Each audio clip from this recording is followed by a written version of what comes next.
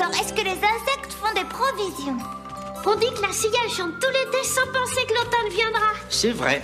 La plupart des insectes ne se soucient pas du lendemain. On raconte aussi que les fourmis font toutes sortes de provisions dans leur maison, mais qu'elles les gardent jalousement pour elles.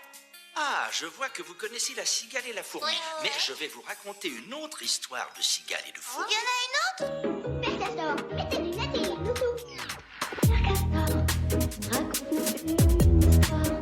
Raconte-nous deux histoires. Père Castor, Père Castor.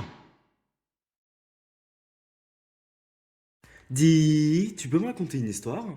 Même 5 s'il le faut, mais j'ai pas très envie. Donc t'es moins fort que Père Castor? Ah, tu as encore regardé ce truc. Je t'avais déjà dit que c'était du bullshit. Allez! Non, s'il te j'ai pas plaît, envie. Please! Non. Por favor! 爆弾ケブアダムス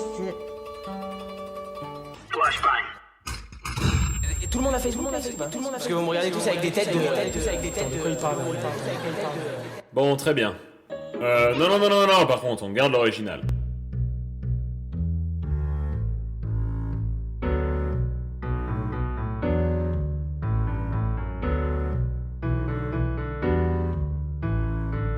Notre première histoire se déroule en Russie en mars 1917. On est alors en pleine Première Guerre mondiale.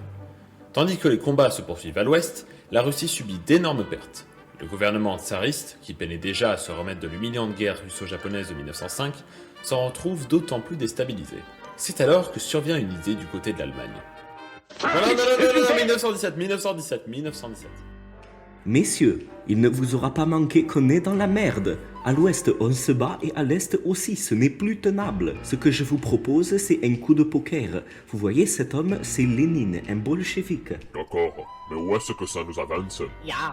Yar, il est actuellement en exil en Suisse et notre objectif est de le ramener en Russie pour qu'il renverse le pouvoir et signe la paix. Ainsi, nous n'aurons plus qu'un front à surveiller. Oh, mais comment va-t-on le déplacer? Les frontières sont super bien gardées, et s'il se fait choper, tu peux être sûr qu'il va clamser ton bolchevique. Est-ce que t'as déjà entendu parler de Ikea? C'est anachronique de fou, mais ouais. On va le faire passer incognito en train à travers la Scandinavie vers la Russie. Ah oui, les Allemands, le train, pas mal. Hein? Non, rien, ce serait encore plus anachronique.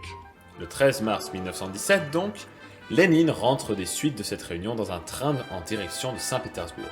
Ce trajet est supporté largement par les Allemands. Pour éviter tout problème, Lénine le dissimule sous un aspect d'entité extraterritoriale, car si les Russes le chopent en train de dealer avec les Germains, sa tête sera découpée au petit matin.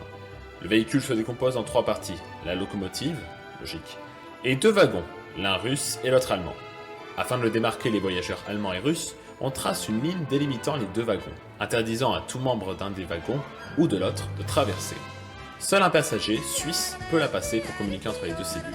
La Suisse en tant que neutralité dans un wagon, transportant 2 nationalités ennemies. Tiens. Ouais, ils ont du chocolat, quoi. T'as vraiment rien compris. Ce fonctionnement pose aussi quelques problèmes. Les Russes sont de gros fumeurs, mais Lénine ne supporte pas cela, et leur interdit de fumer dans les compartiments et les couloirs. Une file d'attente se crée donc devant les toilettes pour pouvoir tirer un bon coup. Problème, il n'y a qu'un seul toilette par wagon. On met donc en place un système de tickets qui permettra de donner la priorité à ceux qui ont réellement besoin de faire leurs besoins. Malgré ces quelques problèmes, pendant le trajet, les Allemands laissent les Russes et finalement nos protagonistes arrivent à la frontière avec la Finlande, sous domination russe. Champagne! Problème, un officier a été dépêché par le Royaume-Uni pour empêcher Lénine de passer. Cet officier veut une confirmation du ministre de la Politique étrangère, Miloukov. Scheiße. C'est raciste! L'officier appelle donc une première fois. Pas de réponse. Il rappelle. Je suis sûr qu'il décroche. Le ministre ne répond pas. En effet, ce dernier fait alors Pâques, loin de ses responsabilités ministérielles. Bon bah il répond pas à passer. Et c'est ainsi que Lénine a pu rejoindre la Russie pour lancer la révolution de 1917, avec toutes les conséquences qui vont avec. Comme quoi, ça tient pas à grand chose parfois. Notre seconde histoire se déroule quant à elle de l'autre côté du globe, en Amérique centrale. C'est ce qu'on appellera dans la sphère francophone et mexicaine la guerre des pâtisseries. Nous sommes alors en 1828. Bonjour René. Hola. Comment ça se passe au Mexique? Écoutez, ça fait 8 ans qu'on s'est émancipé de l'oppresseur espagnol, les gens sont super contents. Bon, sauf avec les Européens, on les tabasse. Faut nous comprendre, ça fait 3 siècles qu'on est sous leur domination, donc bon, ça dérange personne si on les stigmatise un peu sur notre sol. Et c'est quoi derrière? Ça, un marché français qui s'est fait piller. Pourquoi? Tu trouves pas ça choquant? Bah non, comme il te l'ai dit, c'est habituel en ce moment. Les gouvernements comme les habitants repoussent tout ce qui est occidental. Pendant ce temps, en France. Oui. Messire, les habitants français se font pire au Mexique. Le Mexique, nous ne le reconnaissons même pas comme un État, pas la peine d'intervenir. Laissez donc ces sujets se faire battre par des tacos. Et retrouvez tous les soirs au café Les Trois Glorieuses Charles X pour son prochain sketch. La monarchie absolue, c'est trop cool. Tu rêves d'une France sans liberté de presse?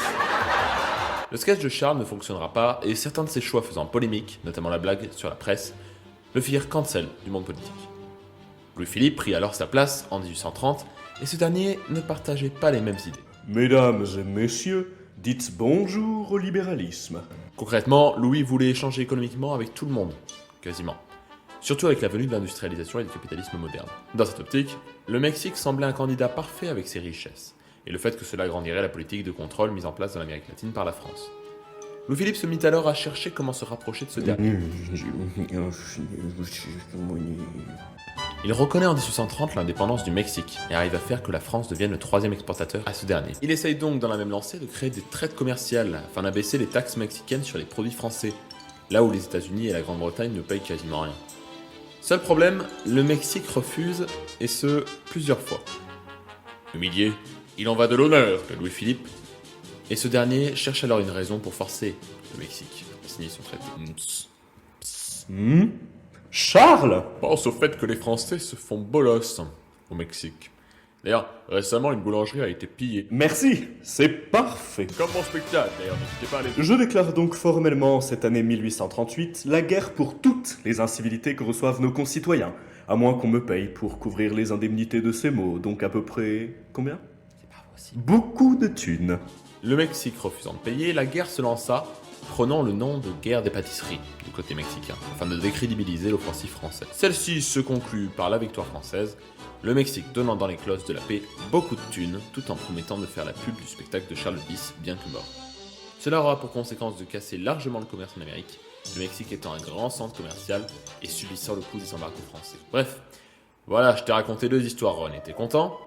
Je comprends pas trop le rapport entre elles, mais ok. Il n'y a pas forcément besoin d'un rapport. Mais si t'en cherches un, on peut dire qu'il s'agit là de 2 cas où un État interagit avec un autre État. Voilà, c'est extrêmement vague, mais j'ai pas d'autre conclusion. En tout cas, moi, maintenant, j'ai plein de déguisements super clichés. Ah, voilà, ça c'est une bonne conclusion. Merci pour les histoires. Pas de soucis. D'ailleurs, je t'ai pris les places pour ton humoriste préféré. Charles X? Eh ouais. Ta mère, elle est tellement grosse qu'on peut y mettre 2 Louis XVIII.